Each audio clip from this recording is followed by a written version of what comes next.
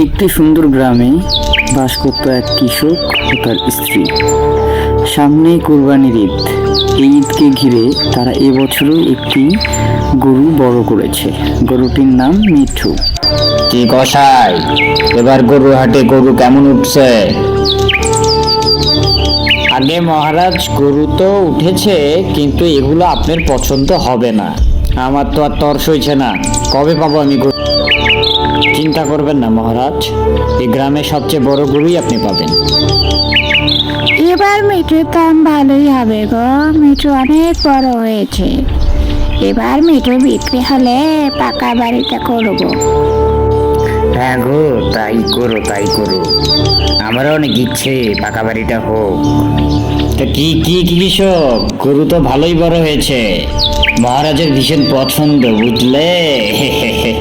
তার দাম কেমন চাইছো বাবু? দাম আর কি চাইবো কর্তা, ওই খেতে পুড়ে দিয়েন 10 আনা। কি কি কি বললে? তোমার এত বড় সাহস, তুমি মহারাজের কাছে দাম চাইছো গরুর? তোমার খবর আছে, বুঝলে? বাহ বাহ বাহ, মারহাবা মারহাবা।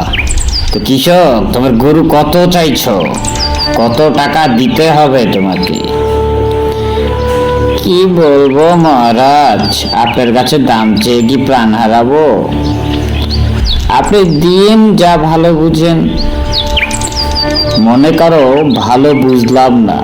হা হা হা হা হা। কই কই কই সবাই, আজকে ঈদের দিন সবাই না থাকলে হয়? এলাকার সবচেয়ে বড় গরু আমি কোরবানি দিব। সবাইকে ডাকো, কোরবানি হবে গরু, সবাই মাংস খাবো। হা হা হা হা হা। ঈদ মোবারক, ঈদ মোবারক, সবাইকে ঈদ মোবারক। এই জালিম মহারাজের যেন অনেক কষ্টকর মৃত্যু হয়। উপরে একজন আছে, উপরে ভগবান আছে, তিনি দেখছে। আর ভগবান, আমাদের ভগবান নেই। কি ব্যাপার সিপাহী, আমার এমন লাগছে কেন? গরুর মাংস খেয়ে আবার গলায় এত ব্যথা করছে কেন? আবার ভুক ধরফর করছে কেন? তাড়াতাড়ি ডাকো, তাড়াতাড়ি ডাক্তার ডাকো। আমার এমন লাগছে কেন?